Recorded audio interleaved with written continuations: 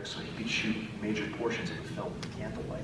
I mean, this kind of stuff is just brilliant. Wasn't he using like a massive lens? Didn't he get permission to use a lunar lens to do Great that? point. I think you're right. That might have been for 2001. That was for that film. In order to have enough light, he had to have the massive lens Great. to shoot in the candle. Great. Good point. I didn't know that. That's interesting. So, I mean, he was just really... Yeah, he was a total visionary. He was. Inventive, too. And for a guy from the Bronx, what happened was he wound up moving to London, and he met his wife. His wife appeared in one of his early films. It's a great movie called, with Adolph Munju and Kirk Douglas. What's the name of that movie? Forgive me, it's escaping me. It's about World War I. But his wife was a German actress that there's a final scene in the movie where the French soldiers are watching what became his wife singing to them, and even though she's supposed to be German in the film, the movie ends with them all being just captivated by her singing in this barroom scene. It's a great movie. Of course, I'm forgetting the name of the movie. Anybody can Google Kubrick? Anybody Google Kubrick? Malton, can you take care of that voice? Next to Leonard Maltin. So it was a great war picture. So anyway, my point is that that's how he met his wife. And he moved to London. He lived like in a castle, a beautiful section of London. And that's where he set up shop, and he just never wanted to return to America. It was really interesting. So that's some Kubrick stuff. Paths of Glory. Thank you, Paths of Glory. I'd recommend it to you guys. And then off of the strength of that, he got that movie Spartacus, and he directed Kirk Douglas. And so Kubrick stories. Yeah. So I want to keep you guys a couple more before we go. Yes, sir. Just want to touch base on Breakfast Club really quick. Sure, man. Because before you did that, you were in giant smash classic hits like smash it, smash it, smash it. By the time you guys got to Breakfast Club, was it like, oh, we got this in the bag?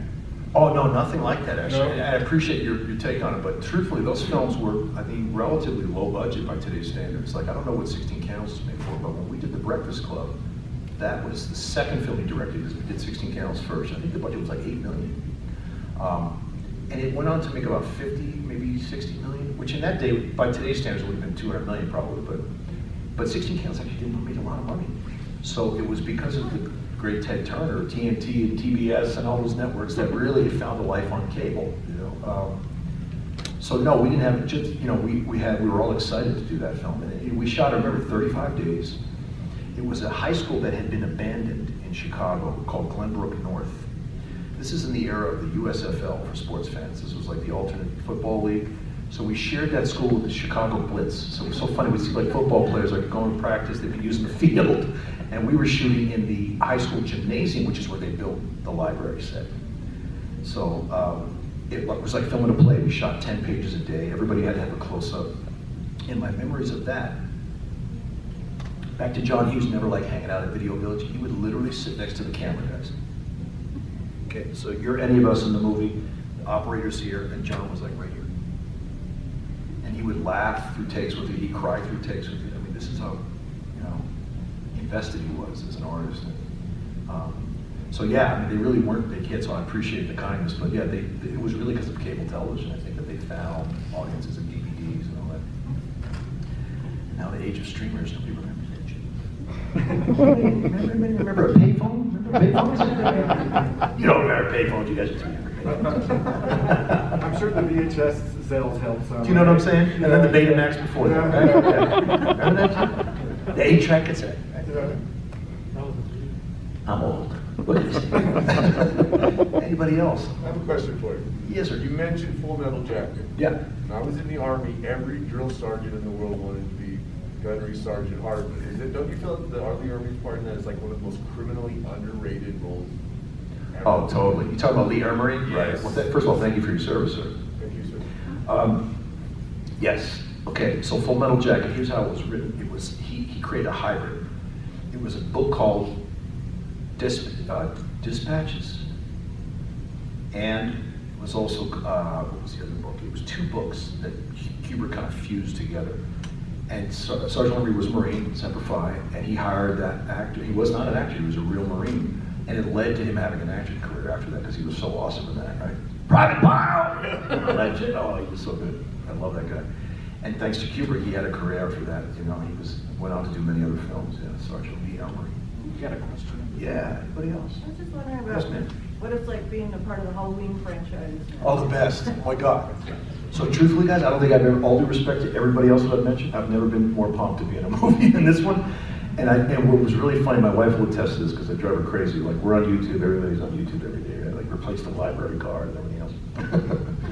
So I'd be watching these fan reaction videos, all the fandom sites, like following all that stuff, you know, to kind of get a glimpse into like what people thought of it. Did they see the trailer, what they thought of the trailer?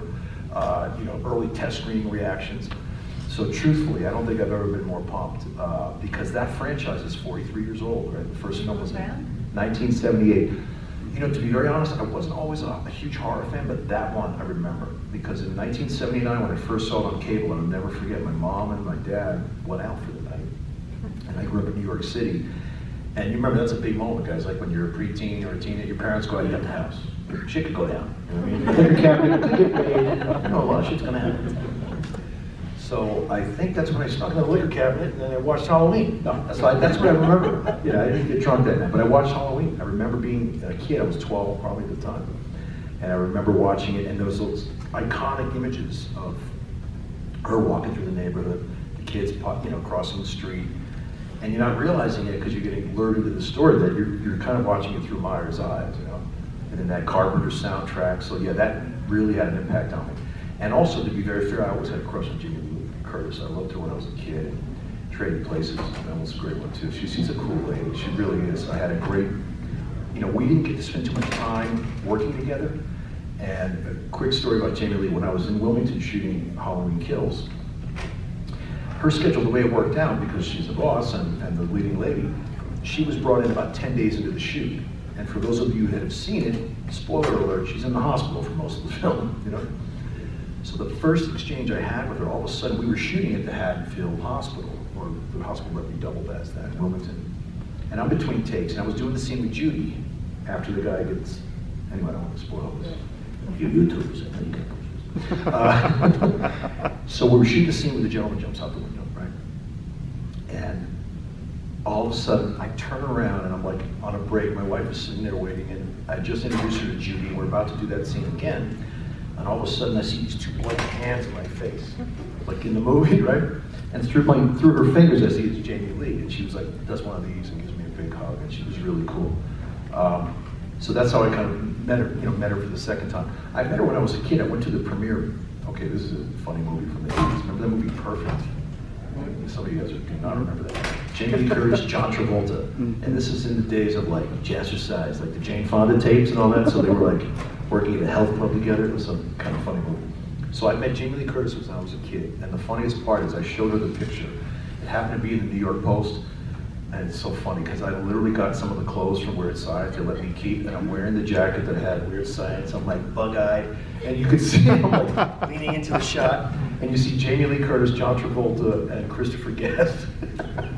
So when I was shooting the movie 2 years ago, I pulled that photo out, you know, and she had a laugh thinking about it. So I met her when I was a kid, and then obviously working for me.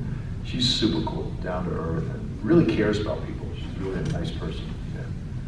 Anybody else? Yes, sir. Have you done a horror movie? What is your best, like, from comedy, genre?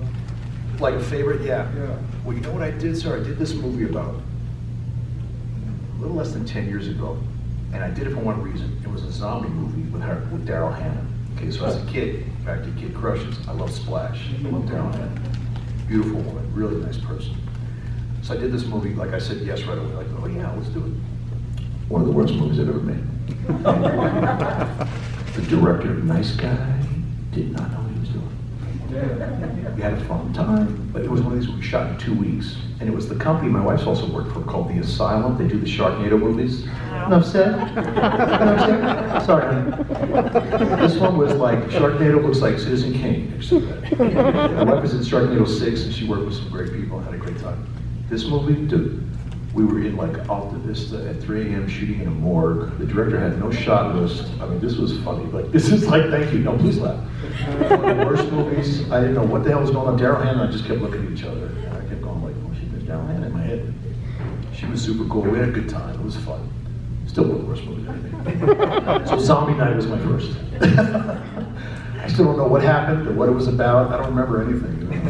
But it was a fun experience, so it's good to have a good one out now, so. I hope the asylum doesn't find this on YouTube. Very nice. There was the lady in New Mexico, a nice lady with the green shirt. Set me up, man. Next thing you know, that whole shit was on YouTube. I was trying to let that shit down. Oh, okay. It's not gonna work. Okay. Anybody else? YouTube or Facebook?